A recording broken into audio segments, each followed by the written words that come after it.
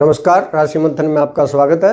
भावानुसार ग्रह फल की हमारी श्रृंखला जारी है और उसमें सूर्य, चंद्र, मंगल, बुध करने के बाद बृहस्पति के 2 भाव भी हम कर चुके हैं और आज हम बृहस्पति का या गुरु का अंतिम जो भाग है वो लेके आए हैं। नवम भाव, दशम भाव, एकादश भाव और द्वादश भाव। तो इसमें इन भावों को मैं गुरु क्या फल देगा इसकी चर्चा से पहले थोड़ा हम गुरु ग्रह के बारे में बताते हैं। तो गुरु जो है विस्तार से तो हम पहले बता चुके हैं। तो गुरु जो है वो ज्ञान का कारक है, समझदारी का है, नैतिकता का जो है और जीवन के ऊंचे मानदंड है, दर्शन शास्त्र है, धर्म का भाव है, धर्म उपदेशक है, जो है वो धर्म की हर चीज़ जो है वो सब इसके अंतर्गत आती है। शुभ कर्म जो है, उदार मन, विशाल हृदय है और उसके बाद परामर्शदाता भी इसको बहुत अच्छा माना गया है और न्याय का भी जो है ये कारक है। तो न्यायाधीश जैसे पदों पर ऐसे व्यक्ति जाते देखे गए हैं। और उसके बाद ये दादा का कारक है, बड़े भाई बहन है उनका कारक है, संतान का कारक है और गुरुजन का कारक तो ये है ही है। और उसके बाद जो इसकी बीमारियां हैं, कफ, लीवर, मोटापा और शुगर, आमतौर पर जो है ये बीमारियां होते देखी गई है। अब हम नवम भाव जो है उससे चर्चा आरंभ करते हैं हमारी। तो सबसे पहले हम ये देखेंगे कि भाई इन कारक तत्वों को लेके बृहस्पति जब नवम भाव में बैठेगा तो क्या परिणाम देगा। तो नवम भाव सबसे पहले हम देखेंगे भाई किस किस चीज़ का कारक है। तो नवम भाव जो है, क्योंकि इसको भाग्य भाव भी कहते हैं, धर्म भाव भी कहते हैं, तो भाग्य का कारक है, धर्म का कारक है। उसके बाद जो ये कई जो किताबों में इसको पिता का कारक भी माना गया है, 9वें और 10वें दोनों भावों को माना गया है। और उसके बाद ये जो है लंबी यात्राएं हैं, धार्मिक यात्राएं हैं और जो धार्मिक जो भी अनुष्ठान है उनका है। और उच्च शिक्षा का, यानी जो हमारी स्नातक से ऊपर की जो शिक्षा है वो किसी भी प्रकार की शिक्षा क्यों न हो, चाहे रिसर्च से रिलेटेड हो, वो सारी की सारी इसके अंतर्गत आती है। तो यहाँ ये नवम भाव जो है, क्योंकि इस भाव का वो खुद कारक है, काल पुरुष कुंडली में स्वामी भी है और कारक भी है, तो यहाँ वो बहुत ही अच्छे परिणाम देता है। यानी व्यक्ति जो है वो सौभाग्यशाली होता है, धार्मिक भी होता है और जो है उदार मन होता है। इस कारण से धर्म को का वो पूरी तरह पालन तो करता ही है।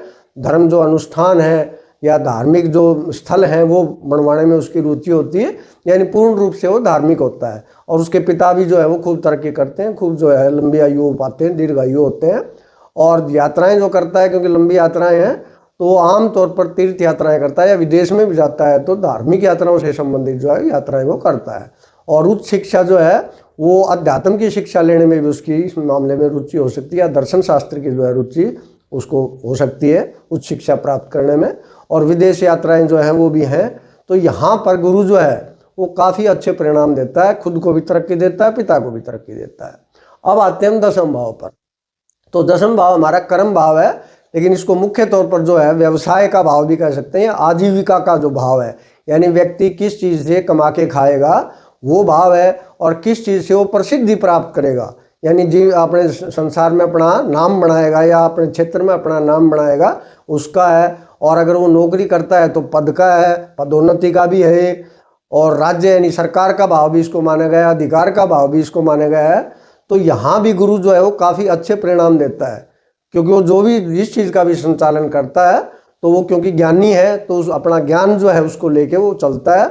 और गुरु गंभीर एक प्रकार से इसको माना गया है, तो गंभीरता से अपने काम में चलता है, नाम भी कमाता है, पैसा भी कमाता है, प्रसिद्धि खूब प्राप्त करता है और कई बार नेता भी बनता देखा गया है कि नेतृत्व जो है वो भी प्रदान करता है। लेकिन इसमें एक थोड़ी सी कमी आ सकती है इस भाव में, क्योंकि शनि का भाव है और वो जो है वो ये है कि नैतिक ज़्यादा होता है।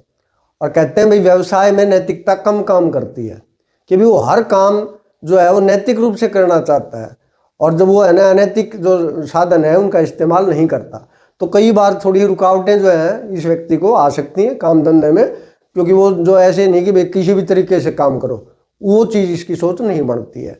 बाकी आमतौर पर देखा गया खासकर सरकारी अफसर बन जाता है तो बहुत तरक्की करता है, कोई रिश्वत वगैरह नहीं खाता, बिल्कुल ईमानदारी से वो काम करता है।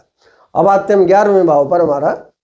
तो 11वां हमारा आय का भाव है, यानी फल जो है 10वें भाव का जो फल वो 11वें मिलता है तो उसका भाव है। उसके बाद हमारी इच्छाएं जो है, इच्छाओं की पूर्ति का जो है वो भाव है। और उसके बाद जो हमारा मित्र मंडली या सोशल सर्कल है उसका आमतौर पर ये भाव है।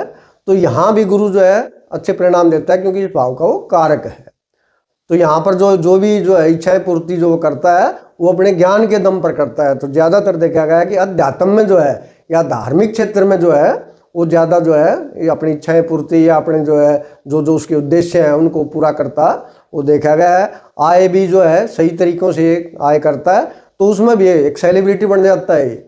लेकिन ये अच्छे कर्म करके जो एक सेलिब्रिटी बनता है ये, और जो संपर्क है उसके यानी सोशल मीडिया से जो संपर्क है उसके, वो धार्मिक लोगों से और जो सही ज्ञानी आध्यात्मिक जो लोग हैं उनसे इसके संपर्क होते हैं। तो इसका जो सोशल सर्कल है वो काफ़ी ज्ञानी जो है सोशल सर्कल इसका होता है। तो इस भाव में भी इसको काफ़ी अच्छा माना गया है। गुरु जो है वो हर भाव में जहाँ भी बैठ जाता है तो वहाँ क्योंकि दृष्टि उसकी जो है 3 है और खासकर 2 तो उसकी अमृत दृष्टि है, तो बड़े अच्छे प्रभाव डालता है वो। अब हम आते हैं 12वें भाव के ऊपर। तो 12वां भाव क्योंकि इसका भी वो जो है जो कालपुरुष कुंडली में स्वामी है, और फिर क्योंकि ये भाव मोक्ष का है हमारा, ये भाव जो है मोक्ष का भाव है, दान का है, निवेश का भी ये भाव माना गया है, जेल का भी भाव है, अस्पतालों का भी भाव है, विदेश यात्रा का भी भाव है।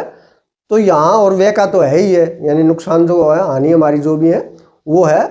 तो यहाँ अगर गुरु साफ सुथरा बैठा है तो वो धार्मिक क्षेत्र में या खासकर मोक्ष के मार्ग पर ले जाने में पूरा जो है हमारा जो साथ देता है, यानी मोक्ष प्राप्त करवा देता है।